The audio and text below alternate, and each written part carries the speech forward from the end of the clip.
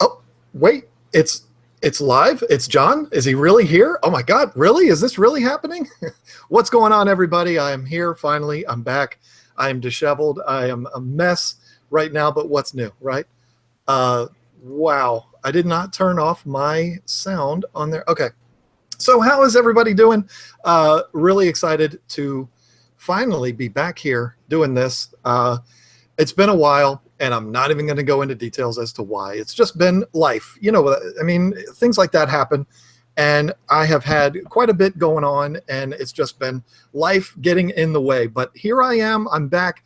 I've got some plans for the upcoming couple of weeks, and got some really cool things to talk about with some really cool guests on today. We had a whole topic planned out, and that is what the title of this video is, and we're going to get to that. But before we do get to that, something else happened today, and I realized that it happened to all three of us, and so it's very cool. So we're going to have to talk about that first. But before we do that, let's tell you who is on with us today. Of course, Corey from Aquarium Co-op. Corey, say hi. Do what you're going to do. Howdy. There he is. Corey is a regular guest here. I was on his live stream last Sunday, and that was a lot of fun. Kind of my entryway back into getting back on the wagon here on YouTube. So thankful to him to pulling me out of the hole, and happy to have you here with me here today, Corey. The next guest is a first timer here. I don't know this guy. I've never conversed with this guy until today, about 5 minutes ago, when he finished up his live stream. Bob from Steenfott Aquatics. Bob, you can unmute yourself and say hello, and everybody can see the beautiful green screen you have behind you, which is not the usual background. Nope, unfortunately, the green screen does not work in Google Hangouts, so you get to stare at this ugly green screen. But luckily, your logo is covering me, so I can hide the whole time. Oh, well, okay. If you're talking about on the live feed, yeah, that's right. Well, unfortunately, I can't make that any bigger, so otherwise I could just cover you up completely. That'd be fun. But no, I'm glad to have you. You've been blowing up here lately on YouTube, as I have been absent for a little while. I've been following along, saying hi every once in a while on your streams, so you're absolutely killing it on YouTube, and I'm happy to have you here with me today. And we, all three of us, have something big to talk about. I mean, it's big for me. Corey, I'm sure it's not all that big. Bob, I don't know if it's big for you or not, but I got a surprise package today that wasn't really a surprise package. I knew it was coming, but I thought it was coming tomorrow, and I was going to talk about it tonight as it's going to be happening tomorrow, but it came today, and that was a package from Rob from Flip Aquatics. I finally got my shrimp from him. Really excited. He was on my live stream back in January before I fell off the face of the earth, and he had said then, he was like, I'm going to send you some shrimp, get you started and all this, and I've been anticipating that ever since. They finally got here today, and so that's why I'm as big a wreck as I am, because I wasn't expecting that. I had to deal with that. I've actually got them drip acclimating right now, right next to me. I'll show them to you here in a little bit, but when I got on with Corey here before we went live, I told him, you know, hey, I got shrimp from Rob today. And he's like, really? So did I. And then when Bob signed on, it turns out he got a box from Flip Aquatics today too. So all three of us got shrimp today. Corey, I think, said you already put yours in the tank, and Bob hasn't even opened his yet. But this is all three of us here today. We got these things, and I'm a first timer. I'm losing my freshwater shrimp virginity today, which is cool. You know, it's not every day. 42 years old, you get to lose your virginity. But Corey, what kind of shrimp did you get? That's exactly what I was going to ask you too. But I got the black rose shrimp. So it's kind of like the cherry shrimp, but a black version of it that I've been looking for a long time, actually. I tried to order them once from a different place early December. They were sold out. I've been like on the hunt, and Rob said, well, he imported some, so I finally got some from him, and he sent me some cherry shrimp as well, just so I could see the quality and how they would import it and stuff, to see if I want to buy from him cherry shrimp to sell at my store. So I got I got 2 different ones, but the one I really wanted, the other one was just kind of a tester. Nice. I too got 2 different types, and they're the ones I asked him for, which is really exciting because I wanted to go for kind of a patriotic theme. I wanted the blue and the red and white stripes, so I got the cherries, and they're little itty bitty ones. They're so adorable. They're like a 1/4 inch. They're just puny, but I'm cool with that. I got 5 of those, and then he sent me 2. I'm pretty sure they're royal blue tigers. Is that what they're called? Could be, yeah. Those are awesome. I think that's what they are. How would I know? But I think that's what they are. They're really pretty navy blue, and they're bouncing around here right in front of me. It's really cool. I'm so excited about it. So I've got the blue and the red and white stripes, so really exciting. Bob, you haven't opened yours, so do you even know what you got, or were you expecting a certain type? So I told him to send me, I just said, send me something cool, right? And he did tell me, I talked to him the other night, and I got carbon Rilly shrimp, and it'll be my first time with Rilly shrimp. So yeah, it should be a lot of fun. Really?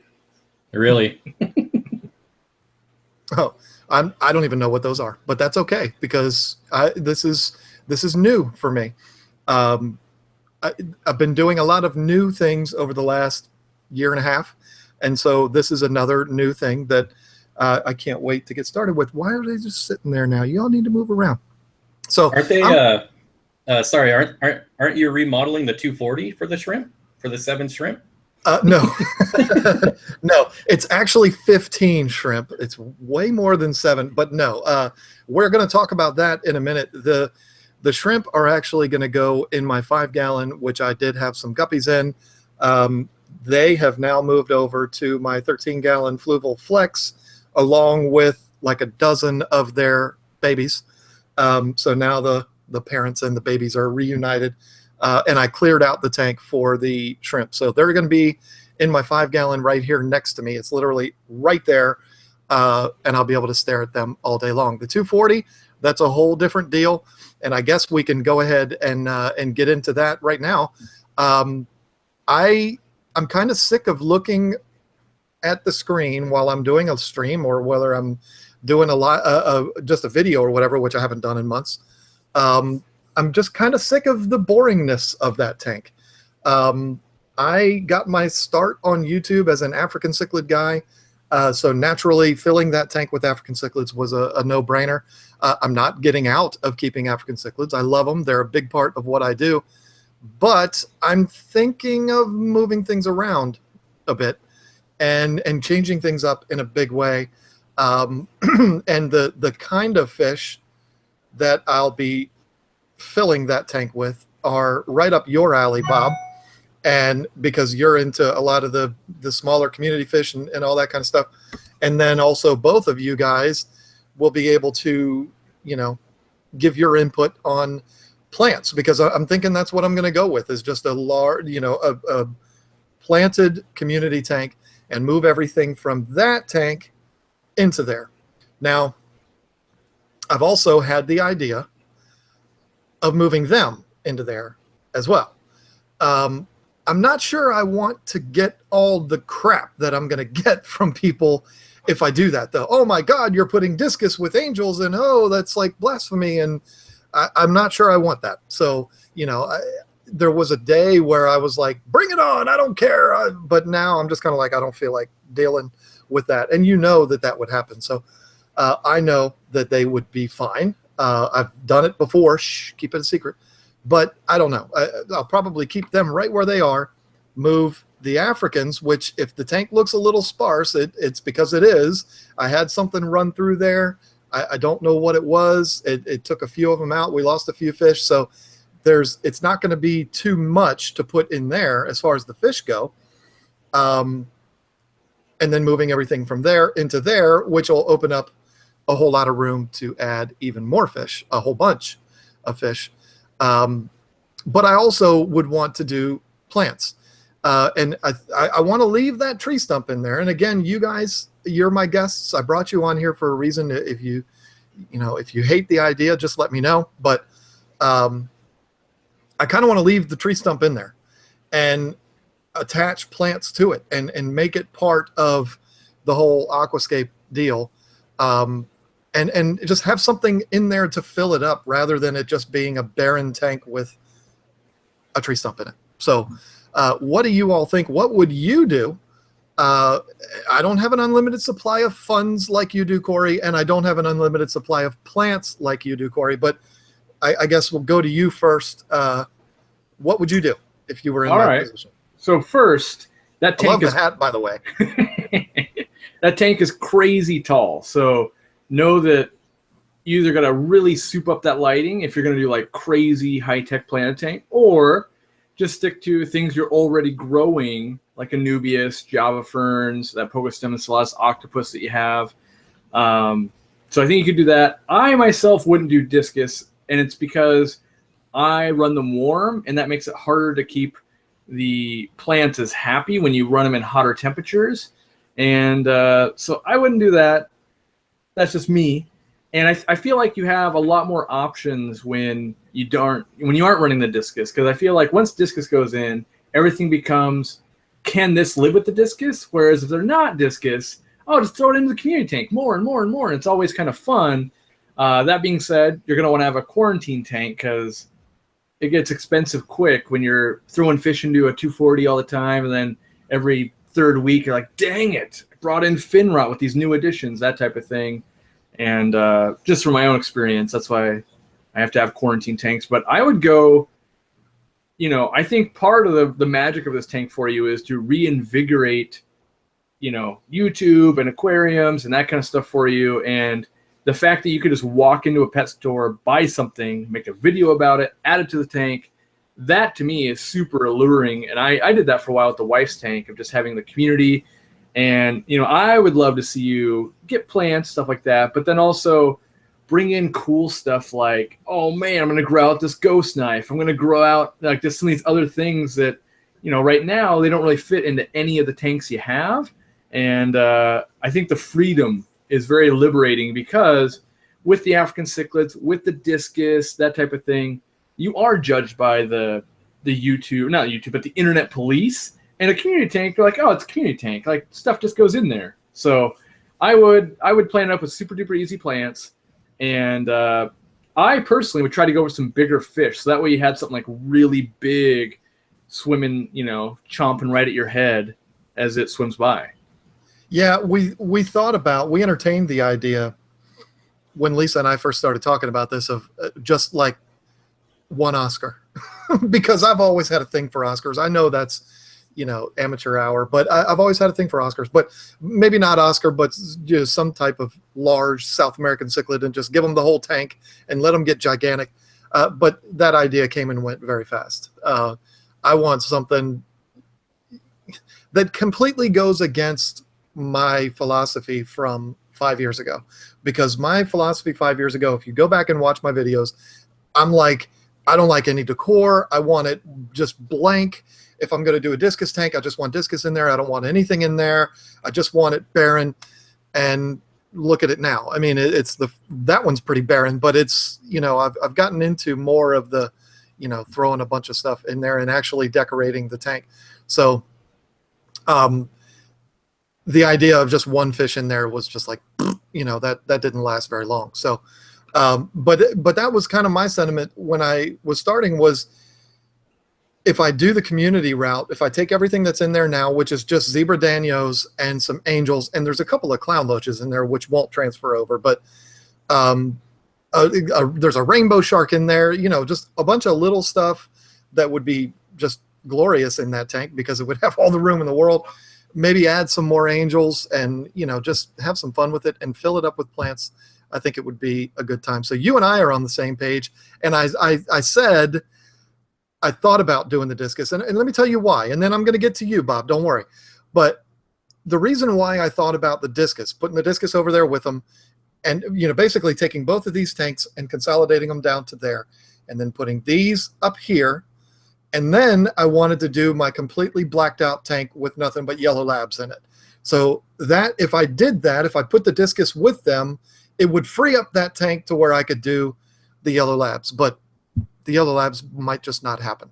So that's why I thought about combining them, but I'm not going to do that. I don't feel like getting crap from people. So I I'm definitely, it seems like you and I have the same thoughts.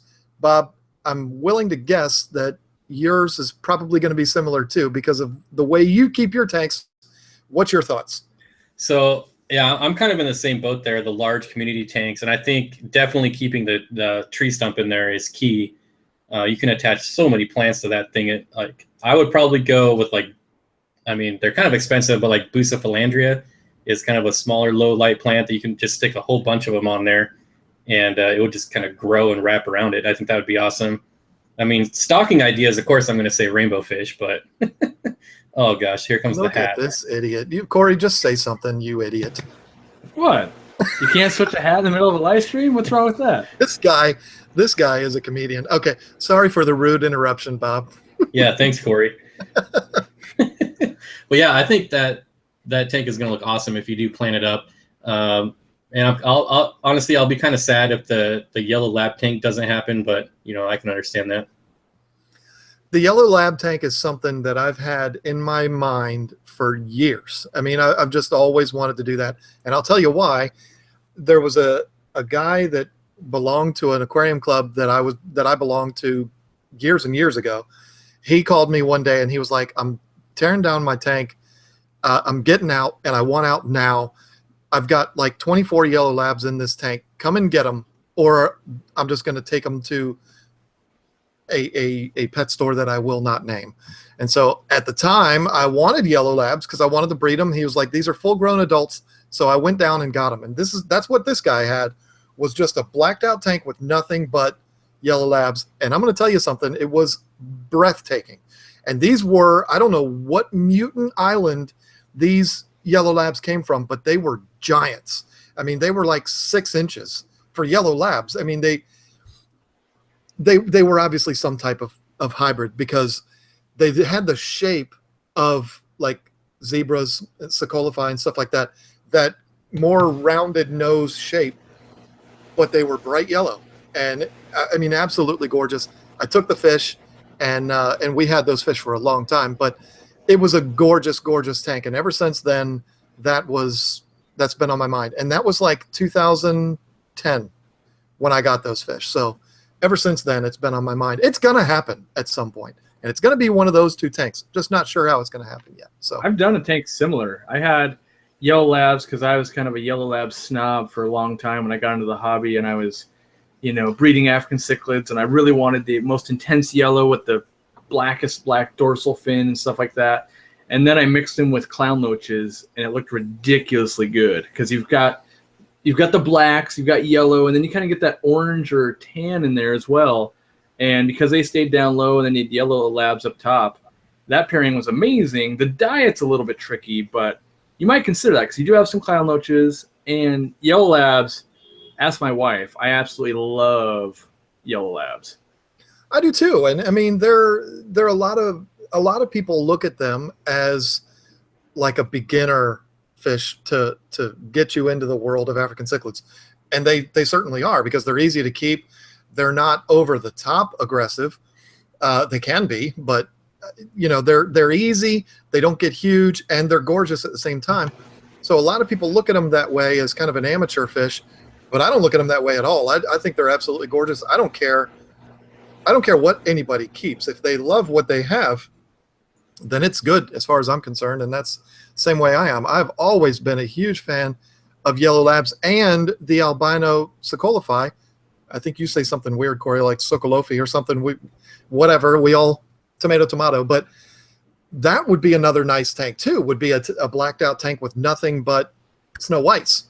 I think that would be awesome. But the yellow labs to me would just be striking. I could see that in the middle of a living room, like that's like the focal point of a living room instead of in a basement. But anyway, so yeah, so the plants, I mean, I'm obviously pretty good at the octopus plants. Those have treated me pretty good. I've not been the best plant keeper, and maybe a lot of it's because I'm working 80 hours a week now, but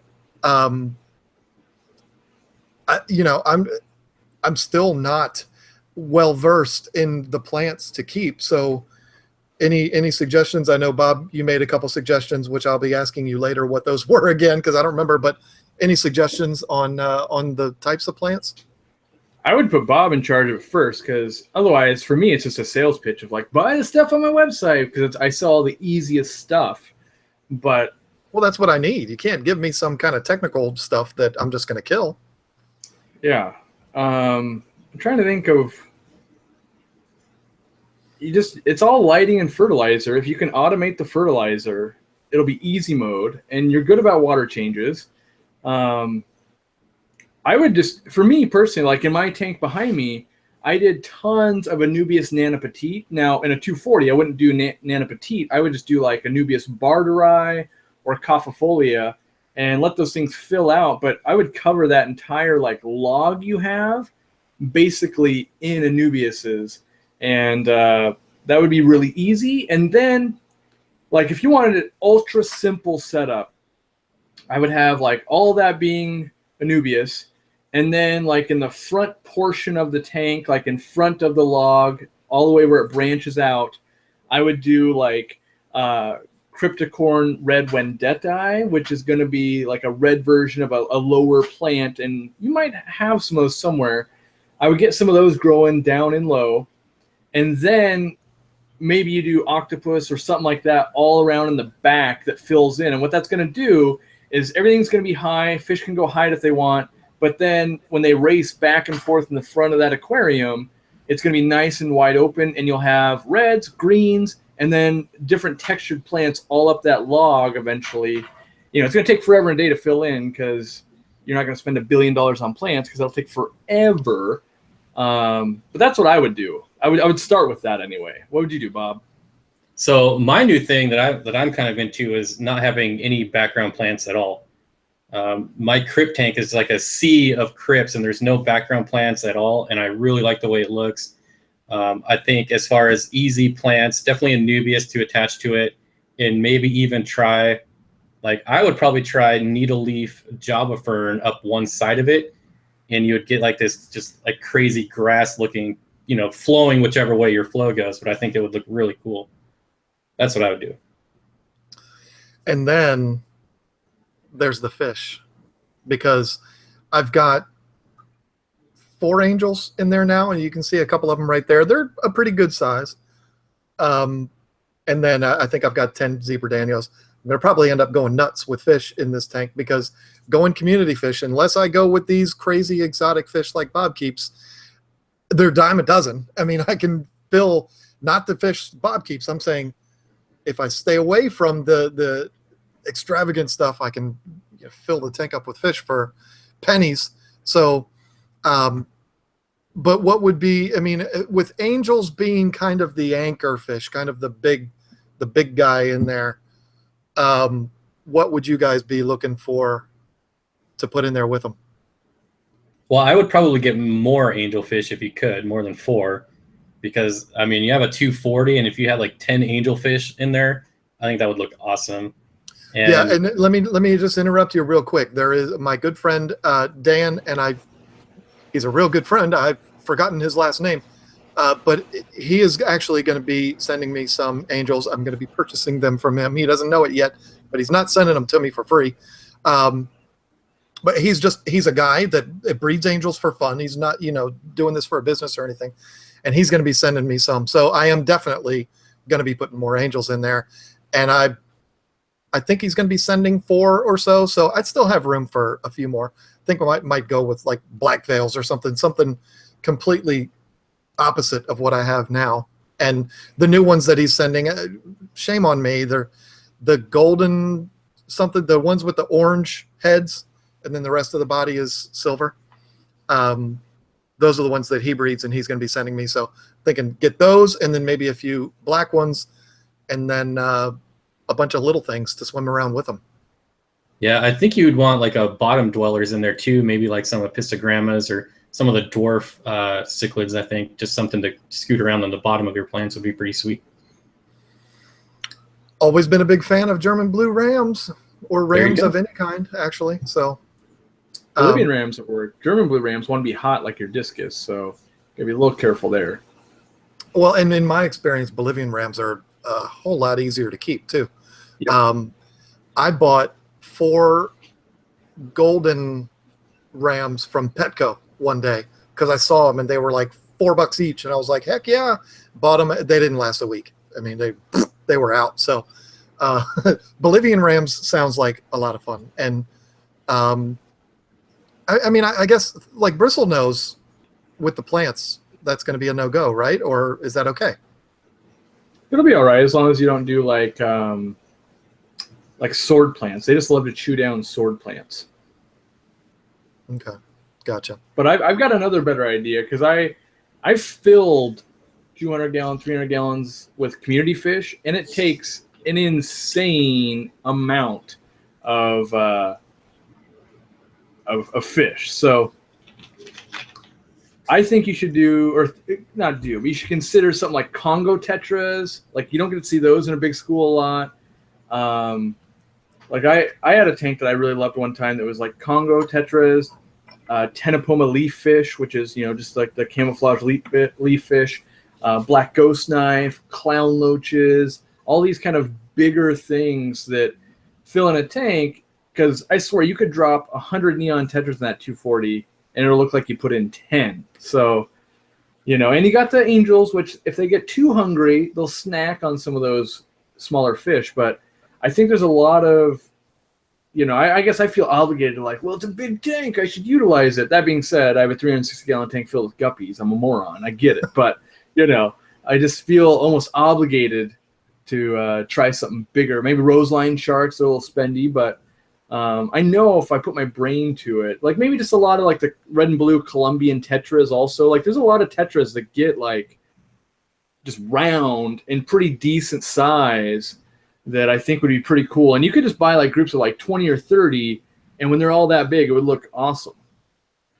Yeah, and I love the idea of the ghost knife. I mean, that's definitely a conversation starter of a fish. In my experience with them, though, you never see them. I mean, they're like bristlenose. They just go away, and you never see them. So I don't know. I'd have to figure out a way around that. And that log is hollow, so that's like screaming, "Black ghost knife, come down inside of me and live your entire eternity." So, but I'd have to figure out a way to close that off. But I love that idea of those. I mean, that's a cool fish. Yeah, a clear tube. They'll use a clear tube. They don't know that it's not clear, but who's not going to choose the kingdom which is that log? You would have to close it off, or dim lighting. They'll come out a bunch. It's just they don't like bright light. They will come out to eat, and the bigger they get, like when those things are like 2 feet, they're like a puppy. You can hand feed them, and they're way out and about. It's just when they're young, and the first 10 years of their life, they hide the whole time. That's the problem. And then year 11, you kill it. So. That's the problem. I swear they just, right when it really gets awesome and it's really cool, the worst snowstorm you've ever seen in your life happens, or something crazy. Yeah, I mean, and that's happened to me a time or two, but it's been more. I mean, the story I've told a million times with my arowanas, which always has been and always will be my favorite fish. Jumping out, it's like I get this fish to 30 inches. It's as big as I've ever had, as I've ever gotten one. He's just mammoth. He's gorgeous, and he jumps out of the tank on Father's Day. So, it is a shame, and it's made me not want to try again, because it took so long to get him that. I mean, they grow fast, but it still took a while to get him to that size, and then, Father's Day nightmare. So, but there's not many fish out there cooler than a big ghost knife. I mean, that's a cool fish right there. So the other thing I thought of, just like, because I've got my fear, like I realize that tank's got a sump, and I know they've got new technology for that overflow, but tiny fish sometimes, like autocinclus and small cardinals and that kind of stuff, like with normal stuff, I watch go down the sump. So that might be another, like, go with fish at least 3 inches thing. Yeah, I mean, I love cardinal tetras and neon tetras. I love those and all that, but it just seems like every time I buy a huge amount of those. They never last. Of course, I'm buying them from Petco, which is right down the street from me. But then again, you know, Petco buys their fish from a lot of the same distributors that mom and pops do. People don't know that, but I know the distributor that sells Petco around here. They're Cardinal Tetras. But anyway, I don't know. For some reason, they've not done well for me. So I'm going to probably stay away from those. But yeah, you know, getting them to where they're a decent size to where they will not go down the overflow is going to be absolutely critical. So unless you guys have anything to add, I can kind of scroll through here and maybe grab a question or two. What do you think about that?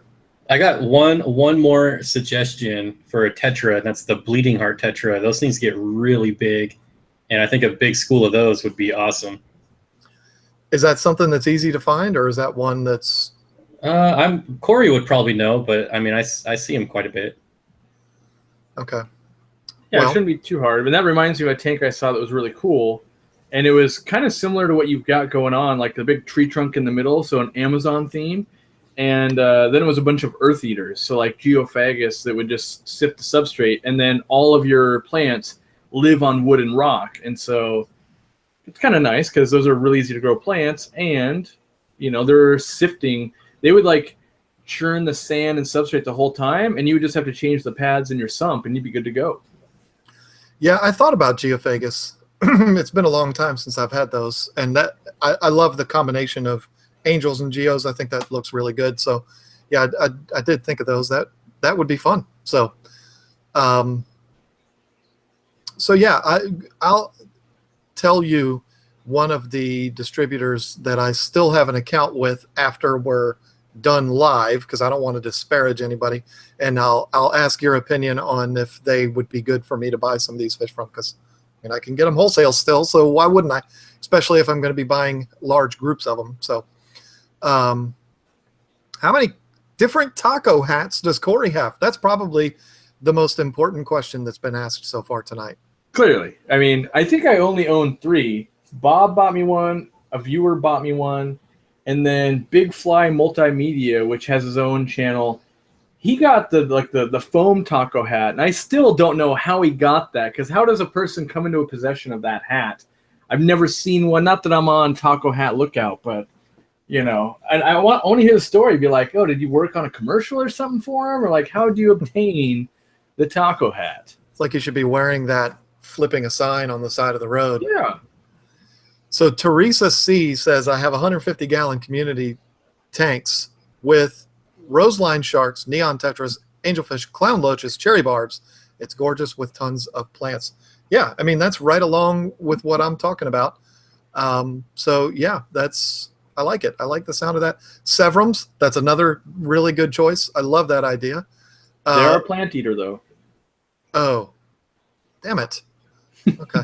Well, I didn't know that. Well, I liked that idea then. Let's see what everybody else is suggesting here. Put a tube against the glass that you can see.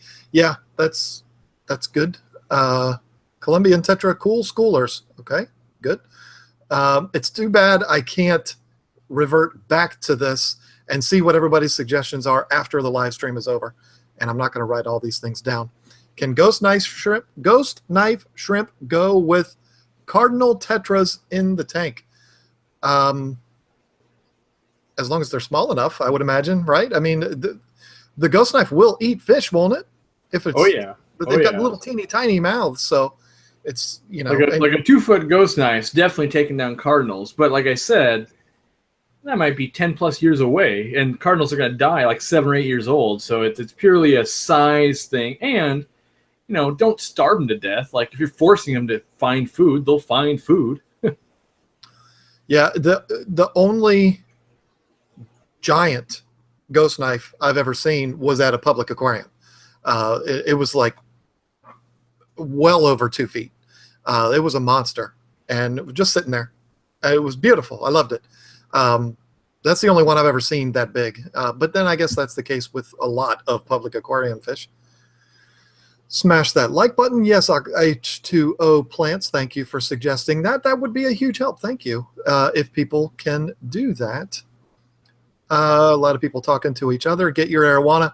I love the idea, but not in that tank, because my whole thing with an arowana, I've done arowanas in a 55-gallon tank when I was a kid. I've done them in a 125. In fact, that one right there, I had an arowana in, the one that jumped out on Father's Day, but I moved him out of there into an 8-foot tank, which I was happy with the fish in there. But if I'm going to go arowana again, I want to have at least like a 10-foot tank, and I don't think I'll ever have a 10-foot tank. So, you know, I don't know. I want to do it right. I'm not saying if you keep an arowana in a 6-foot tank, you're doing it wrong.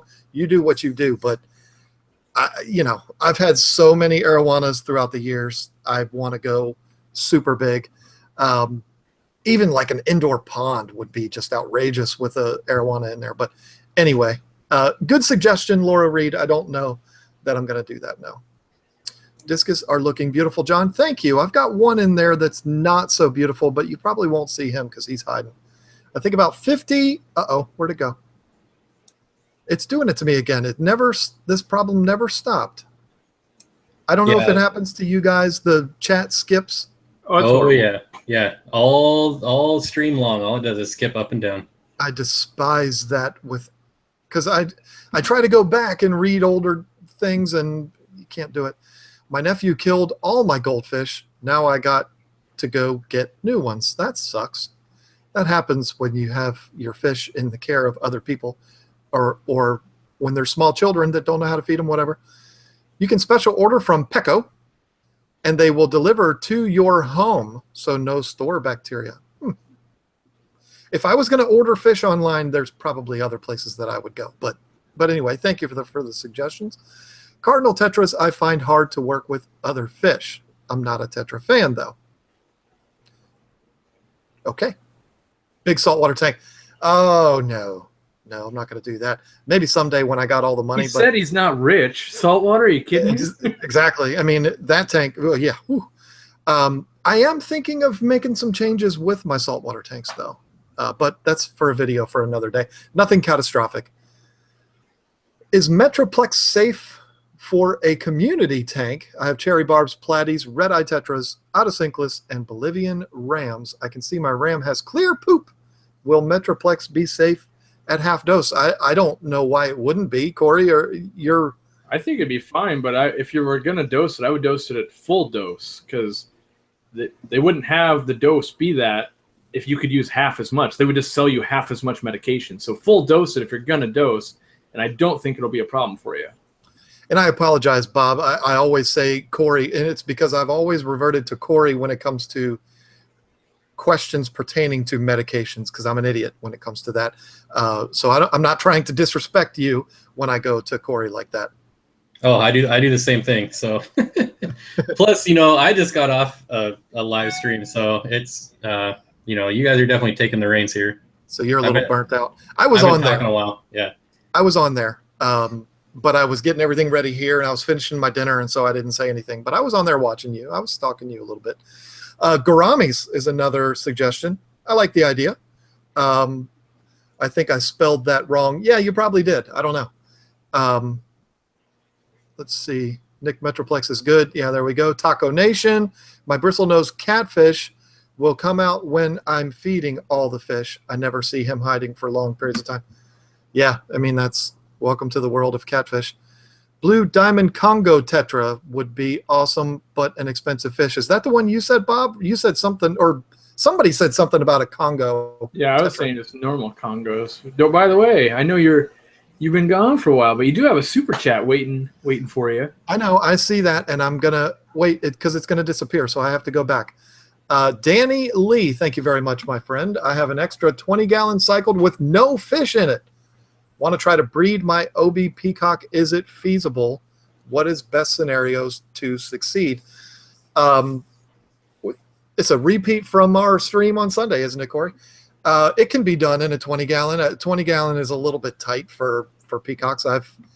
The smallest I have bred peacocks is in a 29-gallon, so that's not outrageously different sized. But if that's what you've got, you can certainly do it. But it's not ideal. Yeah, I have to say that. As a public service announcement, I have to say that. A little bit bigger would be better, but The best scenario to succeed is baby the fish, take care of them very, very well.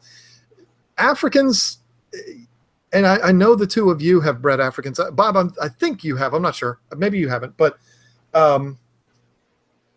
they're a lot like guppies. You know, you plant them in water and they will breed, but you do have to take care of them because peacocks, I mean, they're messy, and you're going to have quite a few fish in that 20-gallon tank. So you're going to need to be up on your water changes. You're going to need to keep them fed well.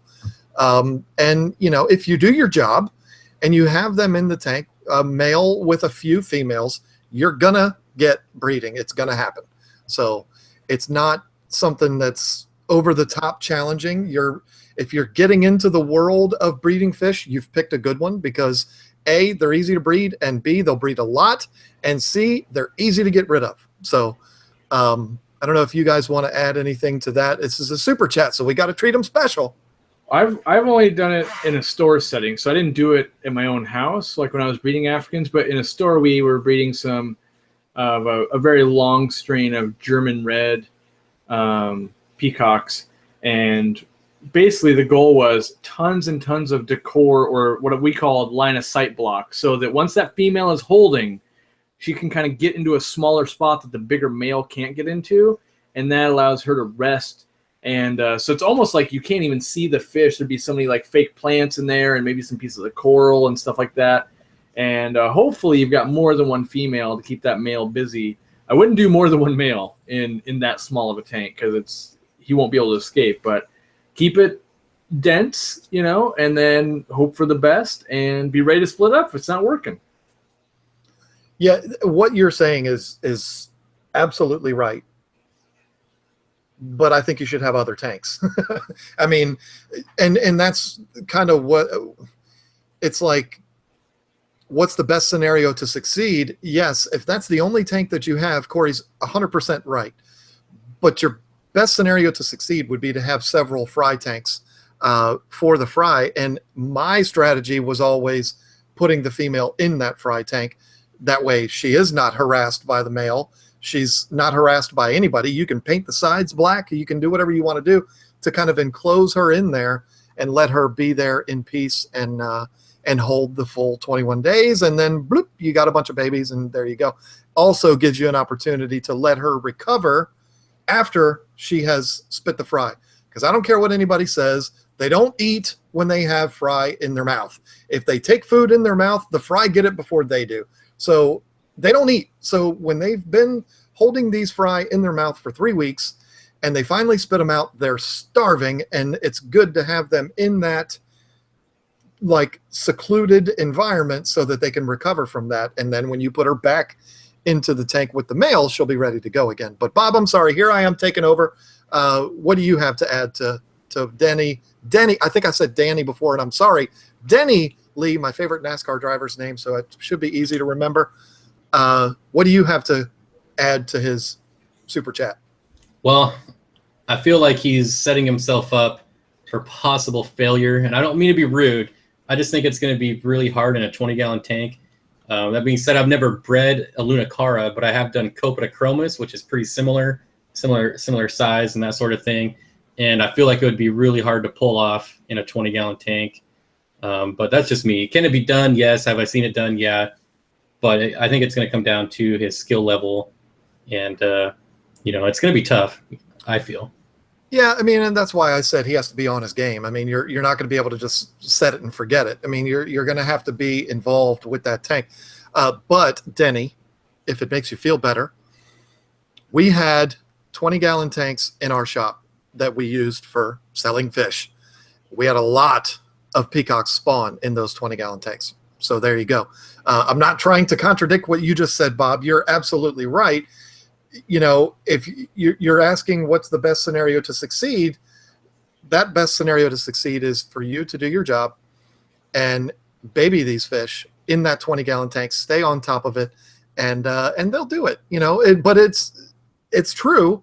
The best case scenario would be to get you a 55 and put your breeders in there and use that cycled 20-gallon for your fry tank. But, you know, there you go. You got what you got, so work with it. All right, let's see. There it went skipping again. Oh, well, there's another one. And I saw you doing this. This is Kyle's Wild World. Thank you. And I said that name right.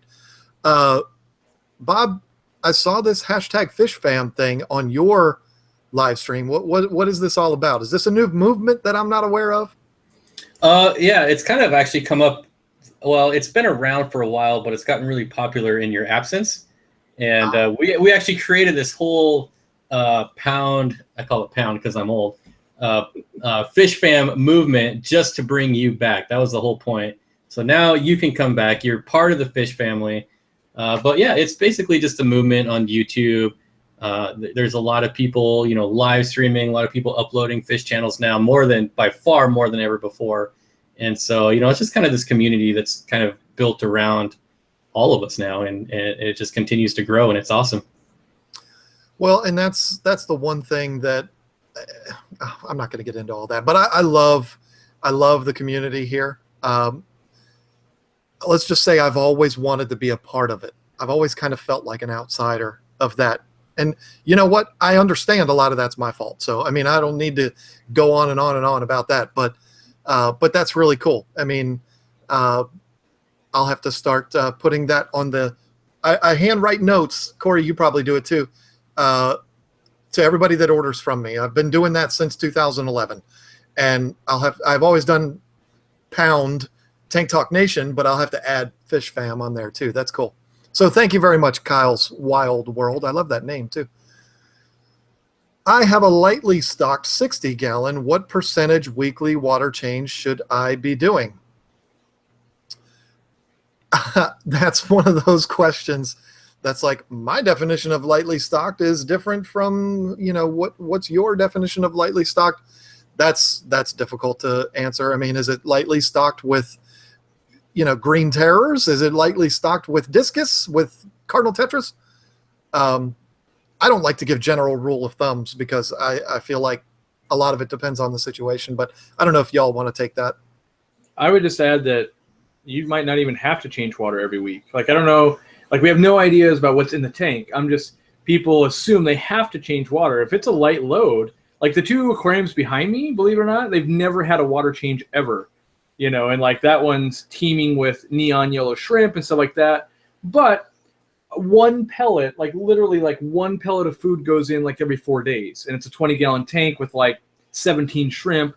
And it's only been 3-ish or 4-ish months at this point. But just know that you don't have to change water. It's water parameters and things like that dictate it. Or you're bored on Saturday afternoon and you want to change water and do stuff. But yeah, it's all... Really, it's a testing versus water changing scenario, and without knowing any specifics, we're all just going to say, I'd change 10%. Corey would change none. Bob, I'd do 100. We're all just guessing. So, yeah, I'm right there with you. If you really want to know, just get a test kit, and you see how long you can go without doing the water change, really. Yeah, I've done, I've talked a lot about this in past videos, but I always did it from the standpoint of the African cichlid keeper. African cichlid keepers do more water changes than people who have a tank with nothing but angels in it. And it's because we overpopulate the tanks. It's because there's aggression, there's a lot of food, there's a lot of waste. So I've said things like 50% a week for the African cichlid keeper. I mean, I don't do 50% in that tank every week. I do 20%. I guess. That tank down there, about 10%. And the fish in there are perfect, So it really does have a lot to do with your individual situation. It's, I'm not going to use that analogy. It would have been fun, but I'm not going to do that. But it all depends on what you have, what you're keeping, and how well your tank is holding up to what's in there. I mean, because I agree with you, Corey. Some of the tanks that I've had the most success with are tanks that I don't mess with. I just let them do their thing, and when they need a water change, they get I don't go around testing my water every day, but you can tell when you've got a well-established tank, you can tell that it's ready. So there you go, guys. Don't forget to hit that like button. Yes, thank you, Fish Life. Thank you. I do 50% every week. 250%, so 100% a week. I mean, you know what? If that's what you're doing and that's working for you and you're able to fit that in your schedule, good for you. I really don't think there is a set rule on that. It's totally based on what your system needs and what you can do. Corey, John, and Bob, what are the downsides of feeding frozen bloodworms? Don't they carry parasites or something like that? I have not had any bad experiences with frozen bloodworms. If you guys have, maybe you can add to that, but I've always seen them as kind of like a fail-safe way of feeding my fish. So you want to go first, Bob? Because then I'm going to rant hard. Oh boy. Yeah, I'll just be quick. I've only heard of someone having problem once, and now they've rinsed their bloodworms every time, they're frozen bloodworms. I have never done that. I just throw the cubes in, and I haven't had any problems. But I have read about it. I've heard about it. I've never experienced it though. So yeah, I think most times people are looking for problems, like, you know, like, oh, well, bloodworms, like Hikari bloodworms, they only say 99.5% pathogen and parasite free. And that's because nothing can ever be 100% safe. And so you might go, like, a lot of people are like, well, my dry food doesn't carry parasites. Yeah, but you're just being blind to the fact that that dry food you fed and you open up the package and close it all month long is actually going rancid and doing way more damage than the frozen food would. No matter what you're doing in this hobby, there is risk to everything. Like, even something that has zero risk, there's risk that you're going to use it incorrectly. Like, even if you had, you know, scientist grade bloodworms that were checked by the FDA 40 times before you fed it to your fish, you still got that whole factor of like, oh, you left it on the counter for 12 minutes and then you put it back in the thing. And now technically you could have formed some bacteria and stuff like that. So really, I feel like they're trying so hard to get to this upper echelon of my fish are so safe, when really your fish are much safer with, well, let me bring this down to a real level. I'm going to feed some of this food. I'm going to feed some of this. I'm going to do some of this. And I'm going to make it very easy for me as a fish keeper and not be all stressed out and be trying to do the right thing. And overall, I think they're going to do better. And I think that's how fish get around in the wild. Like, in the wild, there's parasites. They have tapeworms. They have all these horrible things going on. And we're in the pursuit of such fish happiness, we actually make their lives worse by changing or chasing the wrong pH or the wrong diet, that type of thing. So that's my rant, is everything is dangerous. We're keeping fish in a glass box in our room compared to nature. So it's just going to be dangerous.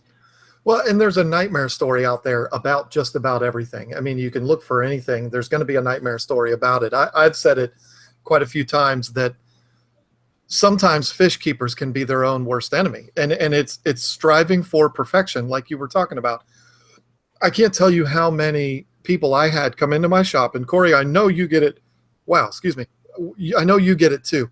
People come into the shop and they're like, I want my tank to be perfect. So what do I need to do? And I'm like, well, how long has your tank been running? I've had it running for 3 years. Are you having any problems with it? Nope. Are your fish healthy? Are they happy? Yep. Well, then your tank is perfect. What are you trying to do? Are you trying to spend a bunch of money so that you can say that you're doing the best job you possibly can? Is that going to make you feel better?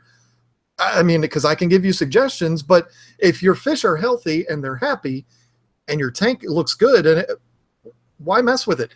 I had this, I was a guilty of this back 15 years ago. And a friend of mine was an experienced fish keeper. And we never really talked about fish all that much, but I had a tank that I was just completely obsessing over nonstop. Constantly, I'm adding this, I'm putting this in it. I was constantly messing with it. And pardon me, folks, I'm going to have to use some foul language here if you're offended by that kind of thing. He came over and I looked at it. I showed him the tank and I'm like, man, I don't know what to do. I just can't get this thing right. And he said, John, stop dicking with it. Sorry if I offended anybody. But I was like, what are you talking about? He said, leave it alone. You're messing with it too much. You're completely setting yourself back the more you're doing with it. Leave it alone. And I took his advice. I left it alone. And like 2 weeks later, it was absolutely perfect. It was flawless. And so he was right. I mean, we can be our own worst enemies in our quest for perfection. You might have a perfect scenario already, and you're just going to mess things up by trying to make things even better. And it happens all the time. I get comments on YouTube. You know, I have 12 fish. They're all perfectly healthy. Everybody's happy. It's a wonderful scenario, but what can I do to make things better? It's like, why? It's perfect now. And what you're doing for them now is probably way better than what the pet store was doing for them, and way better than they would have if they were ever in the wild. So leave it alone. You're doing fine. So there's my rant. All right, 328 watching and 137 likes. Yeah, Dean, I mean, that's kind of like the nature of the beast there. A lot of people are really, foul language, I'm offended. You know, a lot of people are harping on the likes. You know, hey, that's cool. I appreciate that. The more likes, the better. How do I donate? There's a little $ right below where you just typed that message. Jet, that's where you would do that. We need something heavy for Bob to move so he can contribute. Something. That's an inside joke. Inside joke, yeah. Oh, okay. Sad that I wasn't a part of that. Everybody's saying welcome back.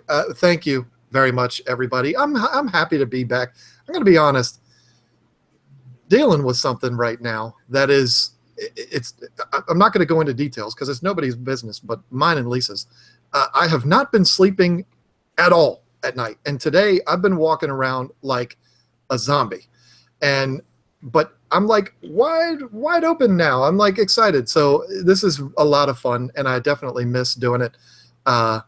So thank you, all of the people that are welcoming me back. If it ain't broke, don't fix it. The goal of a disease is to make more of itself and survive, not necessarily to kill the host. Fish disease can live with one another. Okay. Love that you're back, John. Thank you, Kayla. I am so happy to be back. Sad I wasn't a part of that. Why? Never mind. Okay, let me scroll back even more. I'm going to need to know what that inside joke is after we're done here. Apple software can't donate. That might be what is going on with Jet. Yeah, iOS. I don't know why they haven't done that yet. If you're watching this on an Apple phone, then you probably can't. Congrats on 55,000 subs. Did I pass 55,000? Thank you. You're exactly 55,000. Yeah, I took a screenshot of it when I saw that message. Oh, really? That's cool. Well, thank you, whoever that 55,000th person was. And we got another one from Bob Steenfott. Has anybody heard that guy? I heard he's a dork. Let's drop those shrimp in the tank. Okay, so like you want me to do that live? Is that what you're saying? Ooh, that's scary. What if the shrimp like flop out of the thing? And I know there's so much that can go wrong with this. All right, well, let's do it. The tank is not the cleanest, but it's clean enough. And how am I going to be able to do this? It'll be cleaner when the shrimp get to work. Well, yeah. How am I going to be able to do this and keep my headphones in? You might just have to fly blind. Well, I mean, I'm touching the tank right now. I mean, it's right here. So it's not going to be hard, but let me move things around here a little bit.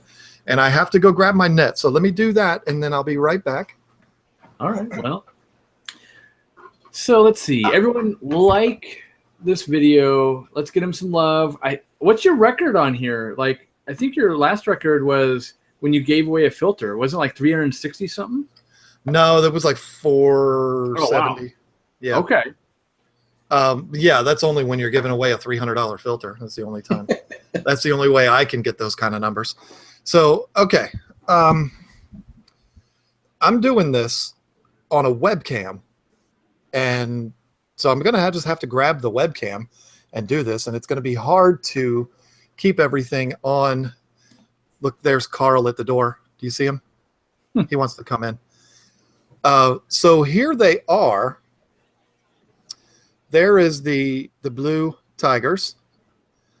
And then the My cord's not long enough. I think those are Blue Dream. Is that what they are? I think he muted himself on accident. Yeah. But they look like Blue Dream to me, right? I don't know how I muted myself, but I don't know what they are. But we'll get a better look at them. Here is my little drip acclimation system. How fancy is that, right? I'm more impressed you have live plants going. Yes, I did my job. Yeah. But not all of these plants came from you, Corey. I'm just being straight up with you. Well, I gotta assume the Pogostem Stellatus octopus there came from me at least. Those came from you, yes. And this one came from you, which you could tell me what that is. That's one of the crypts. That's yeah. So that is, remember, you sent me the plants and we had a big freeze and they sat, they were like 2 days delayed or whatever. That was the only plant that suffered in that situation. And it was literally like this one little sprout here. It was like one of those. And now it's still not great, but well, crypts are crazy slow growers, and that's why I think all us plant nerds love it, because once it's there, you don't have to do any work, and they don't die, and they just kind of like, you feed them every once in a while, like, oh, it's Thanksgiving, I should feed my plants, like, yeah. Okay, so I tell you what I'm gonna do. I'm just gonna put the camera on the tank because I'm gonna pour the shrimp through my net into my bucket, which is right here. And I can't get that on video because, first of all, why? And second of all, my cord won't stretch that far. So trying to do this while keeping my headphones in. Here it goes. All right, so here they come.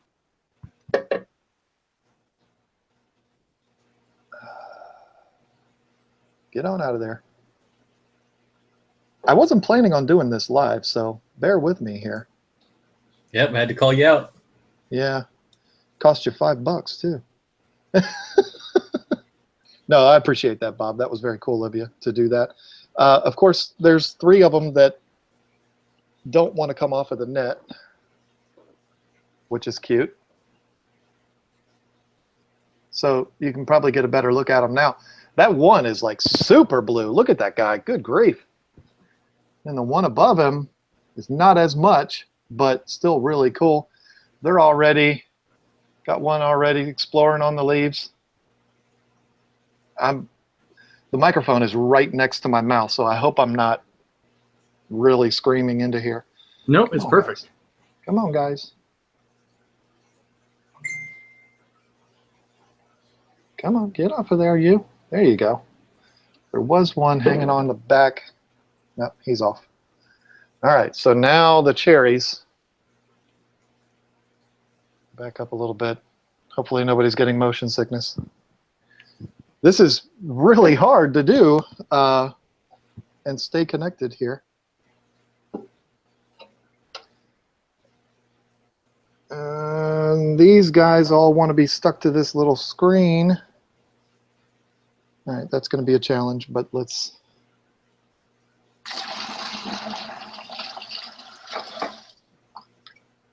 All right. And here come the cherries. And they are tiny. They are itty bitty. Here's one. How cute is that? Come on. Give me a break. There they go.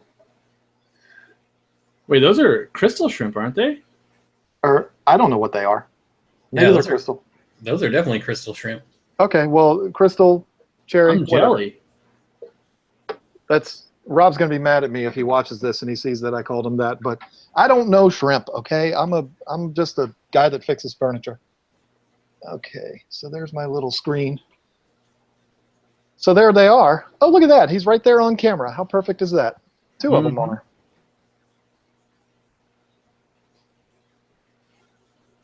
I missed that crystal shrimp.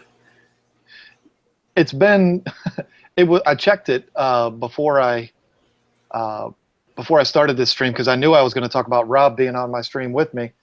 I checked it. It was January 12th when he was on with me. So it's been 5 months, almost to the day. And so I forgot Crystal, Cherry, whatever. But there's 2 of them. How cute are they? The blues, I don't know where they've all gone. There's one there. They're already all over the place. There's a couple of them down there. I'm so excited about this. I mean, it's something new, and it's fun, and it's a perfect little tank right here next to my face while I'm working on the computer. So this is cool. I'm so stoked, and thank you to Rob from Flip Aquatics. The dude is not only is he the shrimp man, but he's a good dude too. One of the good guys. Oh. Okay, so there we are. This Nice. guy. Well, we can only see the bottom of him now, and it won't focus, of course. And yeah, there's a few of those in there too. Petco plants. I love snails. I mean, it's not a problem. There's a few of them in there. If you look around the back, you see a few of them. I'm not worried about it. So there we go. There is the shrimp. And it's kind of messing me up now to, how am I going to do a video on them? But so who else is going to donate money and make John do something next? Oh, boy. That could be trouble. This game gets fun really quick. Well, we do have, during that, we had Ka Yang with the $5 super chat, and it says, John, what is your favorite strain of discus? Oh, for me, it is the Stenker Dark Angel. That's been my favorite for a very, very long time. And that is a combo of, it's a hybridized discus. He's right there, actually. Whoop, right there. It's Blue Diamond and Silver Pigeon, I think, is the 2 strains that go together to make those. That's like an exclusive Stenker discus. That's been, ever since I saw them for the first time, they look like a pearl. And that's what I love about them. So that's, and thank you for reminding me that. I did see that there was the $5, I keep wanting to say Snapchat, Super Chat. So thank you very much for that. And thank you, Bob, for reminding me. Hashtag make John do stuff. Shame on you, Kevin Green. It's my evil ploy. And shame on Corey for suggesting it. Look like royal blue tigers. Yeah, isn't that what I said originally, royal blues? You did say that. I'm just shocked because they're hard to keep alive for me. Well, yeah, I would be surprised if he sent you crystals and tiger shrimp. I'll ask him right now. Hey, there's another one. Or maybe that's the original one. No, Corey, I think that's you. No, there's another one. John, what is your favorite fish to breed and why? Right now, guppies, because that's all I'm breeding. In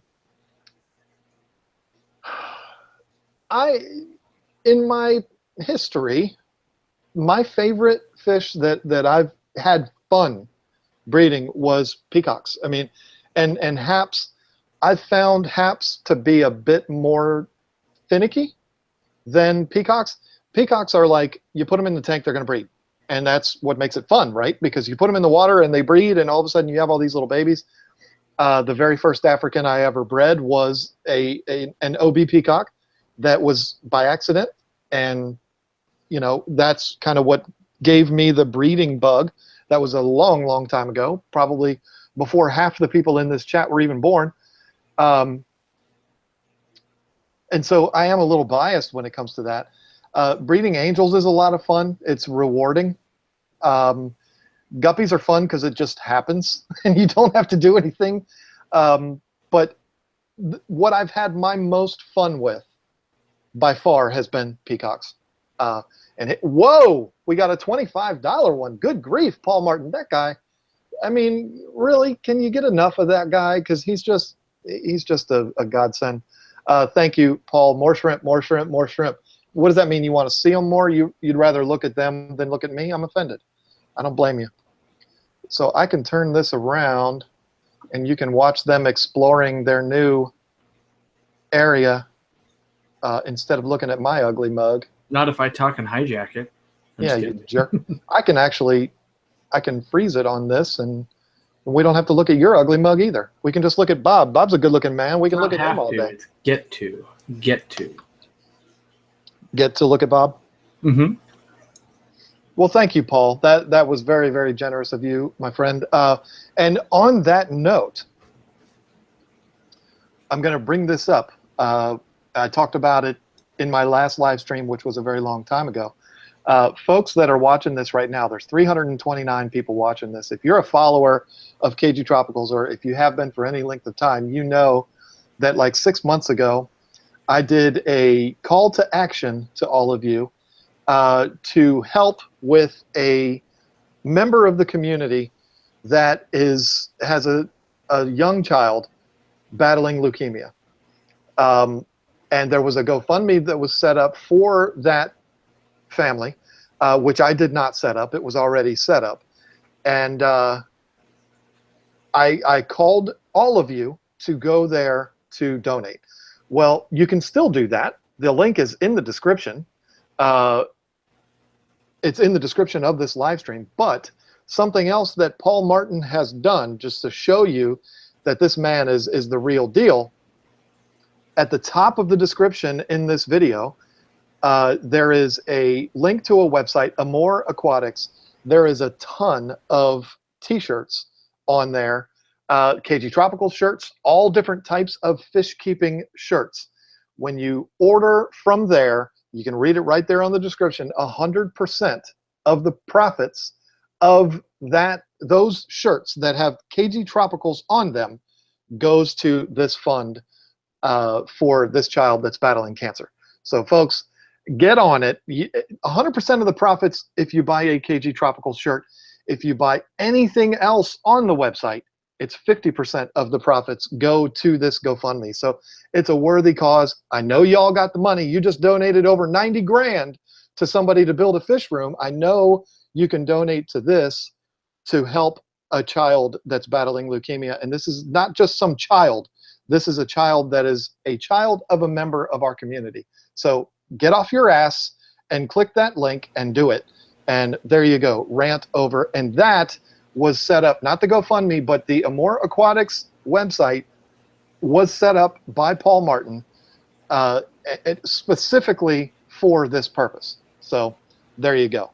Hopefully I haven't lost half the audience now, but both of the links for those are at the top of the description. So there it is. Whew, okay.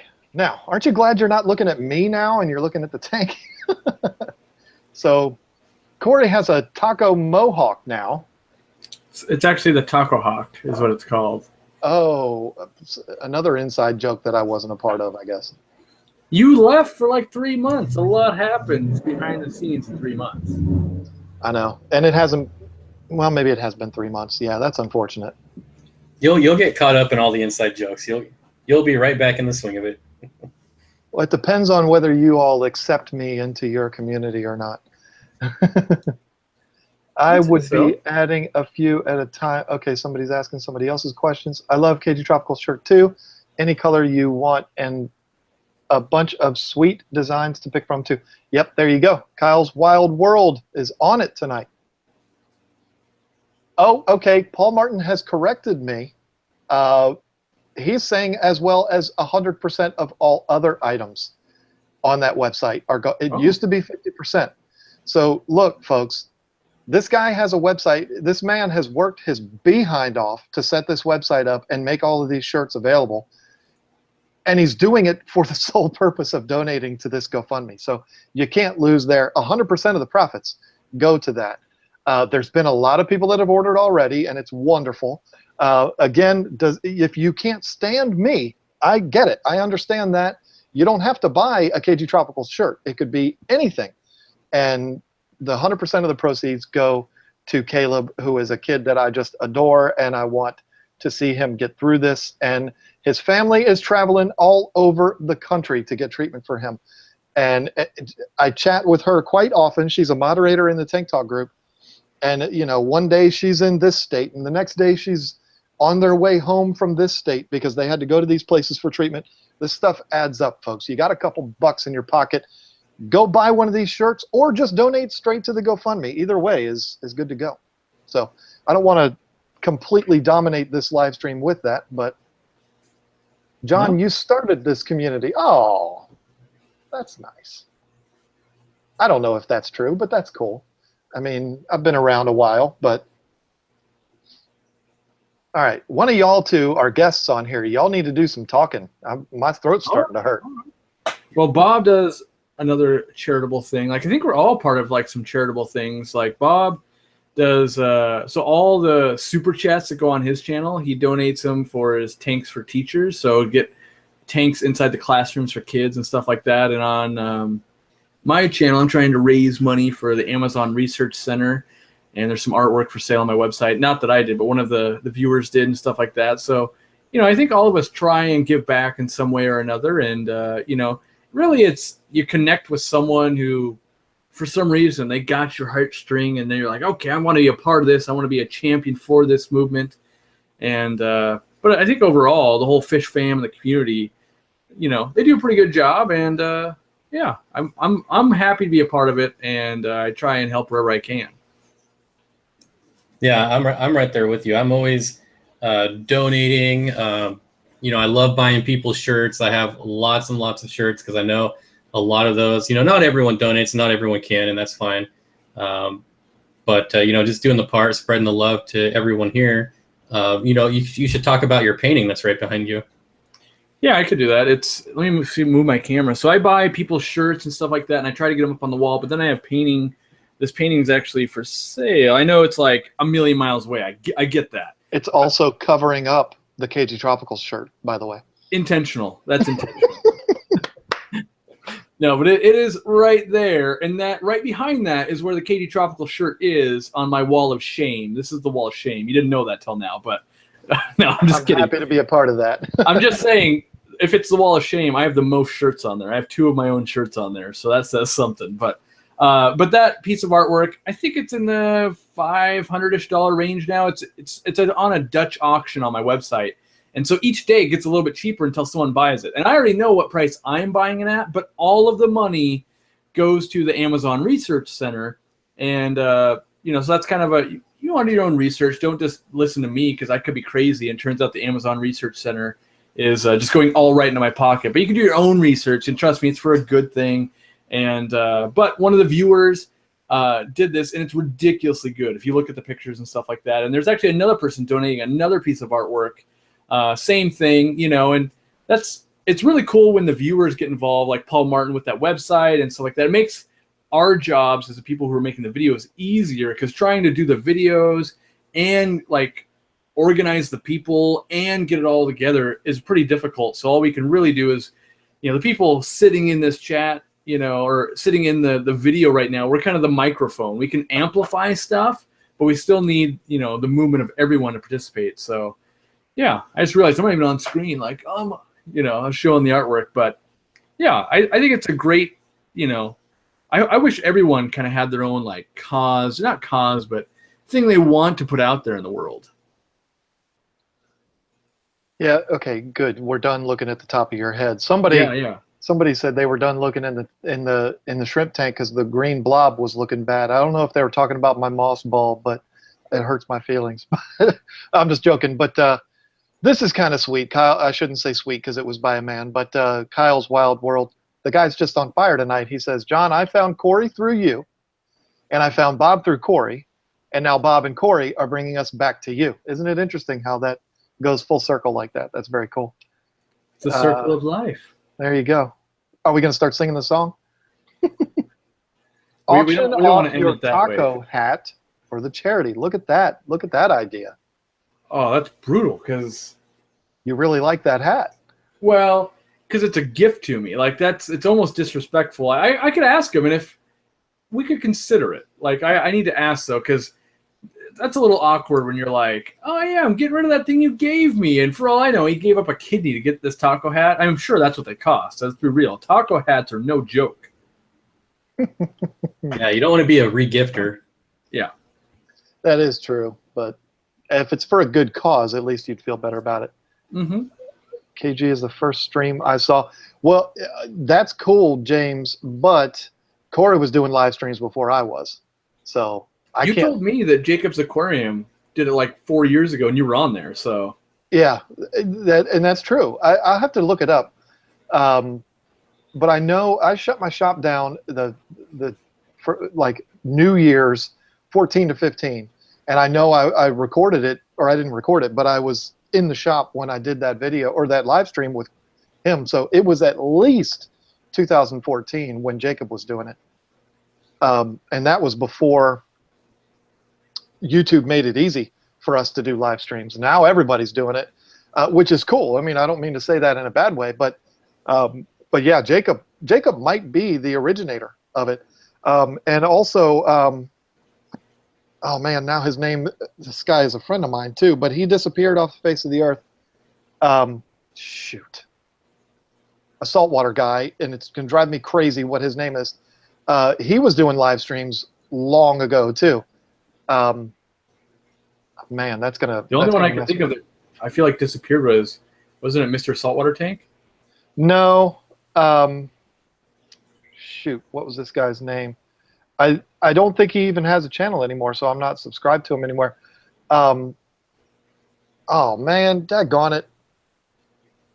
He's really good too. He's a good dude. I feel like a jerk. But yeah, there's been people that have been doing live streams for a long time. I started doing them, I was over a year ago or so, and it was just on a whim. It was like I pushed the button on the phone and there it was. So, but I've enjoyed it ever since, and that's pretty much all I've been doing ever since then. So that is the same way it happened with me. Glad to have you back. Had more compliments on your t-shirt. Thanks for your videos. Cool. Wear that shirt with pride. I love it. Tidal Garden. Yeah, he's been doing them a long time too, but that's not who I was talking about. All right, you guys talk about something, and I'm going to think of this guy's name. Oh no. So should we start it up? I haven't been a part of this in a long time, where we start naming celebrities John looks like. That seems like that's like my favorite time. The first person that says Paul Giamatti is kicked off. I'm booting them out, even if it's one of you two jokers, kicking them out. I don't see it. That's Bob's out. That's how Bob gets out of this thing. Yeah, I don't see that one. I say like Stone Cold or something. That I can handle. That's the bottom line. That's fine. I'm good with that. Let me see. Oh man. Let's see here. Matt DLR said, I found where he got the taco hat. Let me know. I need an army of taco hats. It gets hot in here, and that thing gets a little sweaty because it's solid foam. And if I could have, instead of having like a towel boy, I had like a taco hat boy that would swap it out in a timely manner. That would help. Yeah, you get them on eBay. Just saying. Oh man. All right. Yeah, it's that easy. Well, I never looked for one because I already have one, right? Like, I don't know. I wasn't, but now I could have like reserves when guests are here. Okay, I know the answer now. Shame on me, because this guy, I've had multiple telephone calls with this guy. Good dude. Thomas Brown is the one I was trying to think of. Thomas Vision Reef is he hasn't been around in a while, so I don't know if you guys are even aware of him. But I don't know him.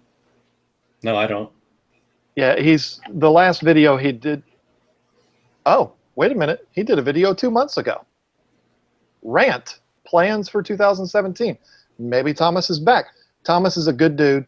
I was trying to look back to see live streams that he did, but I mean, I see one of them right here 3 years ago.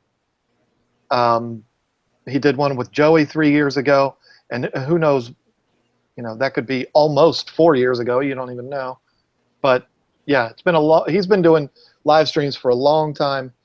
And that was probably, around when Jacob was doing them too. So I am not by any means the person who started it. Not even in this group of people here. Corey was doing them before me. So there you go. Had to get that off my chest. Yeah, I just started in December, so I haven't been doing it very long at all. It's pretty addicting, isn't it? Yeah, well, it's a lot of fun, so. So when are you setting up your 240, Bob? I got rid of it. So on the news front for me, my next tank I'm setting up is the 800 gallon. And if you checked out my Instagram or Facebook, you saw a picture of me standing next to that mammoth. And it was all cool when I was ordering it. And now that I see it in person, I'm kind of like, what have I gotten myself into? It's insane. Well, I'm gonna have to go look at it. I didn't see the picture. Oh wow, it's big. It's real big. That's all I got to say. Somebody said I look like Bob without the hat on.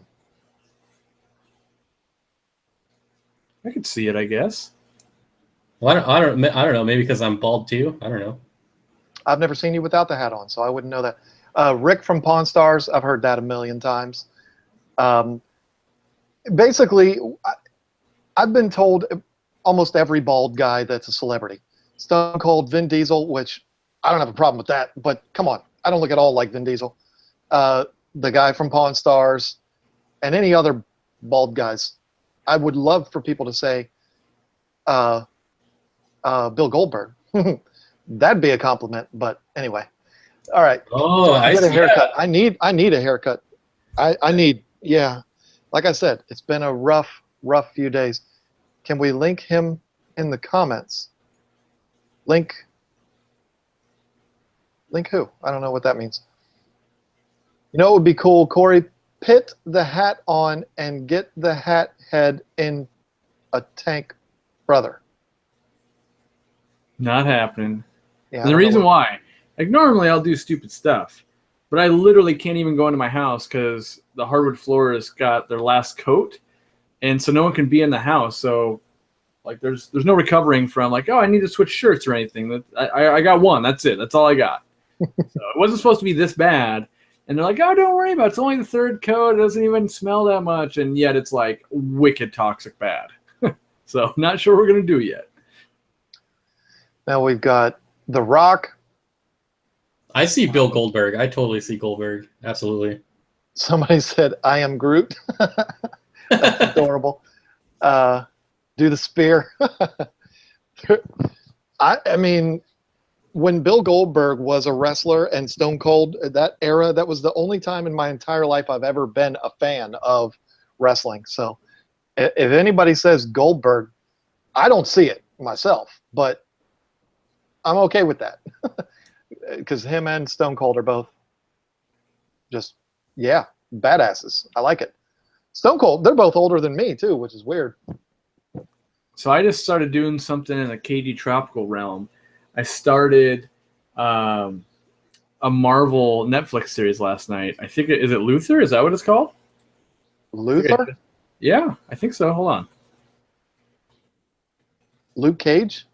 Luke Cage, yes. Yeah, I already watched Luther, but Luke Cage, I started that last night. So that like 2 o'clock in the morning is when I had to shut it down.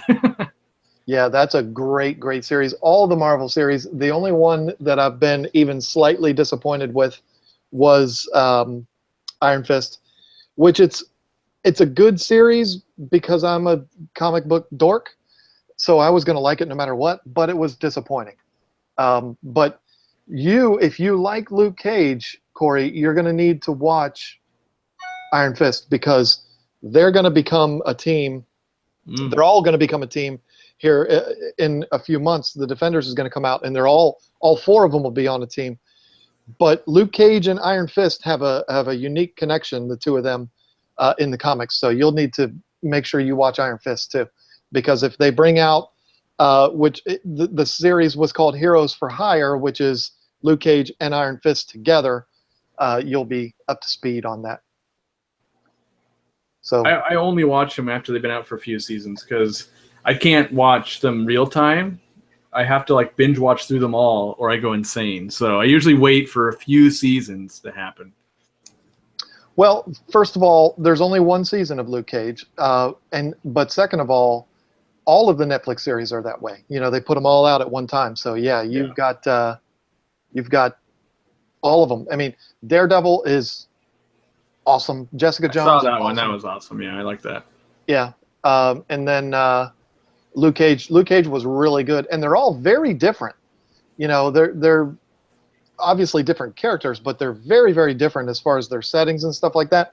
But then they're all going to come back together for the Defenders. So I'm really excited about that. That's going to be fun. But the best villain by far was on Jessica Jones. So if you like villains, you'll definitely want to watch that. Wonder Woman movie is coming out soon. I can't wait for that. That's going to be fantastic. John looks like the actor who played in Sixth Sense. Forgot his name. Bruce Willis. Yep, I've heard that one a million times too. And I'm not insulted by that. That's fine. I'm okay with that. He's John McClane. I mean, come on. Thank God you never know where people will put Oscars. Okay. Iron Fist and Power Man. Yep, there you go. Iron Fist is pretty awesome. Yeah, but the series was boring, though. Now that you have heard ideas about how to stock the big tank, what do you think you are favoring for fish? I like the ideas. I like the suggestions of the couple of tetras that the gentleman here brought up. I was already planning on Bob's suggestion of adding more angels. And I like the idea of the ghost knife. I think I might go with that too. I think that'd be a whole lot of fun.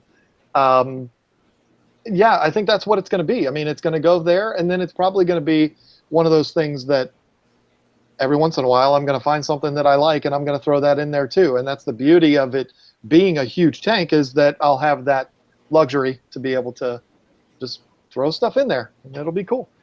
And I mean, I inherit a 12-inch Oscar. I'll throw that in there. Nothing? Nobody said anything about that, huh? I just assume that's the way it is with people that own Oscars. So I didn't say anything. I was busy thanking Awesome Possum. He said, I just bought a shirt from Amore Aquatics. Oh, look at that. That's awesome. Awesome Possum. I was trying to type out Awesome Possum correctly when you like pause to like, and go. And like, I pretty much looked like a possum right there. I was like, oh, yes, Q and me. Yeah, that's awesome. I love it. Paul was giving me updates for a while there about how many orders have come through for the shirts and stuff like that. And if you're coming in late, folks, he's talking about the link at the top of the description. There's KGTropicals shirts in there and other shirts. I don't make any money off of it, so don't start thinking I'm trying to sell you anything. I'm selling you something that is money that is going to go to a very good cause. So he hasn't given me an update in a while, though, so I'm going to have to ask him about that. Wasn't a ghost knife on your list of fish that shouldn't be kept in aquariums, though? No, I think I said the clown knife. Yeah, clown knives get stupid big. Yeah, they get absolutely ridiculous. Ghost knives, I mean, let's be realistic. Most people don't put them in tanks that are appropriately sized.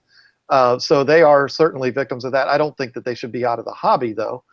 But the clown knife, they get dinosaur size. So to have them in, you know, you see people with them in 55s and stuff like that. I'm not saying they're bad people, but that's a fish that needs bigger. Sounds like a tank. I have 4 angels, tetras, and cories in mine. Would love to add a ghost knife myself. Yeah, cories, that's another one. I mean, who doesn't love corridoras? Come on. All right, this just in. I just talked to Flip Aquatics, and they are fantasy blue dream shrimp. Whoa. They are a fantasy. They are my ultimate fantasy. How about that? I can go upstairs and say, Lisa, my fantasies have come true. And my dreams. Wow, that's perfect. They are moving around. They're having some fun in there. I love it.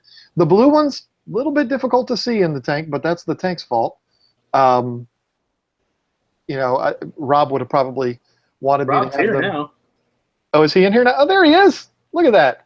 Rob, you're going to have to go back once this uploads because I did the whole, not unboxing, but I took the fish out from their drip acclimation containers and put them in the tank. Let's show Rob, everybody. How about that? So they're in here now. Some of the blue fantasy dream royal tiger blue. What did he say it was? Royal, the I don't remember what he said. Blue fantasy dream? Yeah, fantasy blue dream. Blueberry Okay. marshmallow. Yeah. Velvet shrimp. Blueberry. So let's see. Where'd the one go? Everything's backwards, so it's hard to see. There's one. Doesn't look like one, but I promise it is one. Where are the crystals? I don't see them. They're so tiny. Trying to show you, Rob, but Fantasy Blue Dream, there you go. Okay, well, they're nowhere to be found now, so, but I was trying to show them to you. But if you go back and watch a little bit ago, then you will see that I took them all out. Corey, could I action a drawing? I think he means auction, a drawing of a discus that I did for the Dutch auction. I could email you a pic to see if it's good.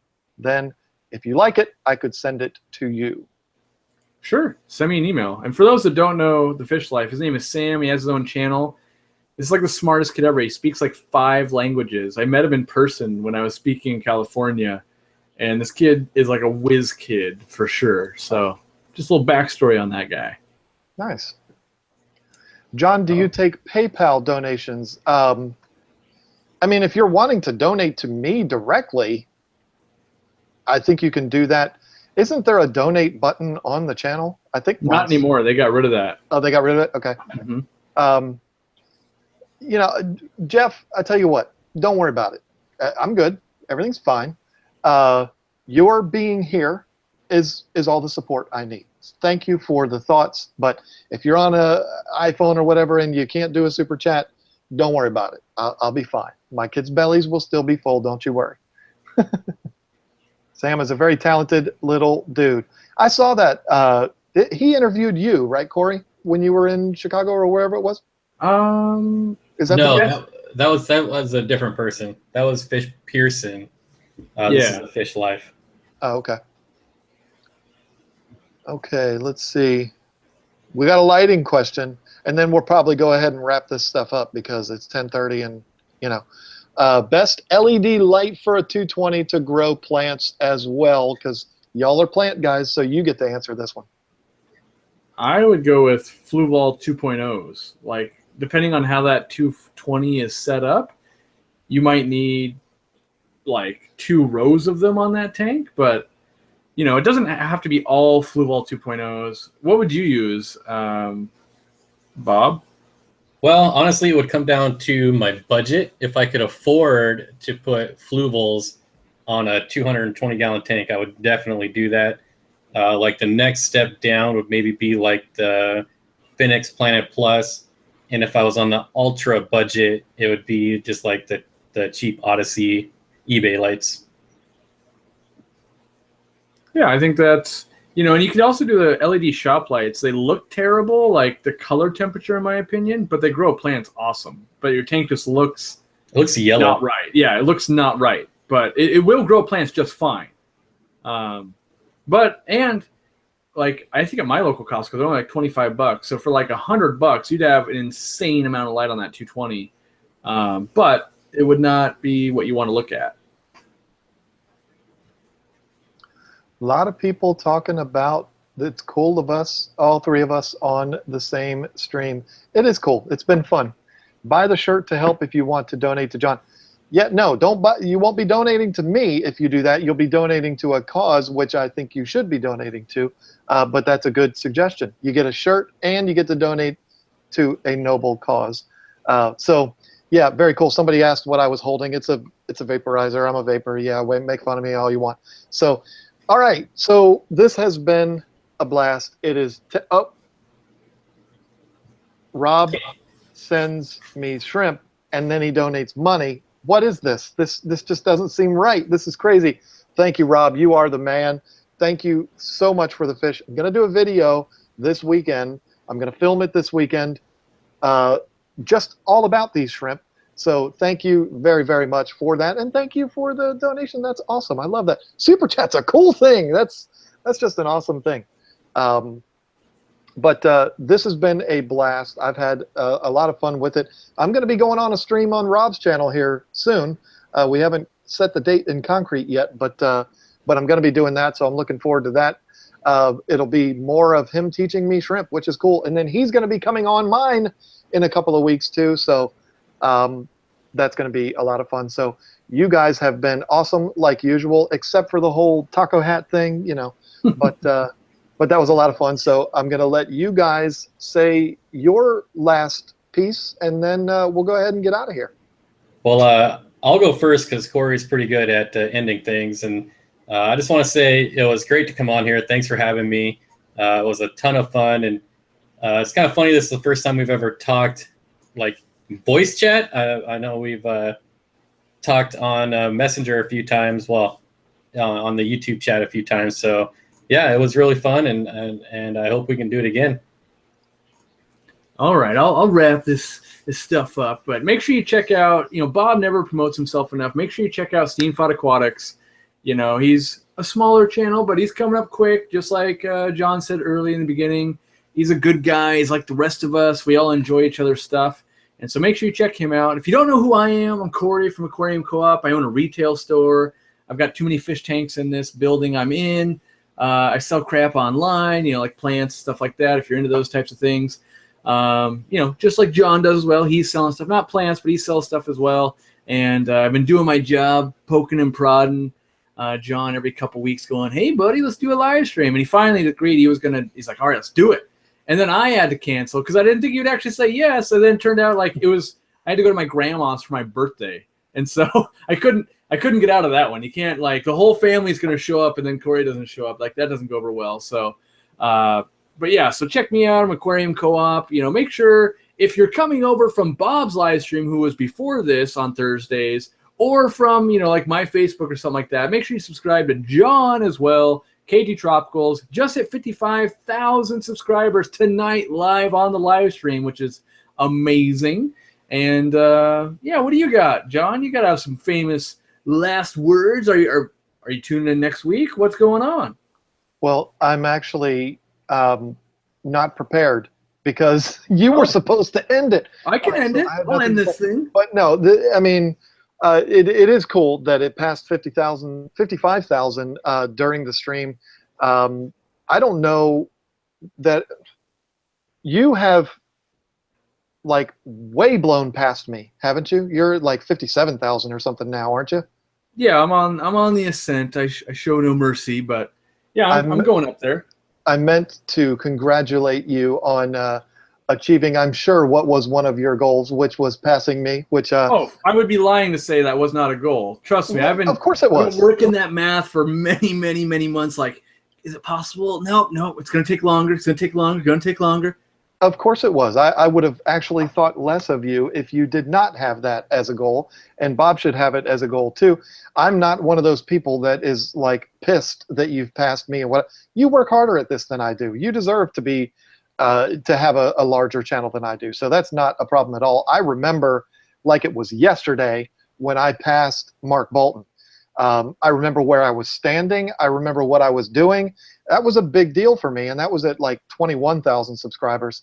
And it basically took him terminating his channel for me to pass him. But it was you have to do it that way. And so now you've got to set your sights on whoever's next, and you don't do that in a mean way. You're just doing that to track your progress. So I totally get it. I'm proud of you for doing that. I knew it would happen. I knew it would happen fast. I'm not threatened by you. I consider you to be a partner rather than somebody that I'm competing with. That's the way I look at everybody's. That's why I don't understand why everybody hates me, but it is what it is. So not enough taco hats. Maybe that's what I need to have more taco hats. I don't know. But anyway, I could go on and on all night long. This has been a blast. Thank you all so much. I'm not going to promote myself because Corey already did it for me. I'm happy to be back here. I will be back next week. Not quite sure what I'll be doing yet. I don't think Rob's going to come on until the following week. So, I don't know exactly what's going to be happening. But I will be back next week, and I am going to get something together on these shrimp for Rob, and that is exciting. I'm going to have so much fun watching them. So I hope the viewers that are still with us have enjoyed this too. It was a lot of fun for me, and that's it. There you go. We're going to call it a night. So thank you all so much for watching. Thank you to Corey and Bob once again. Don't hang up, gentlemen, and I will see you all next week.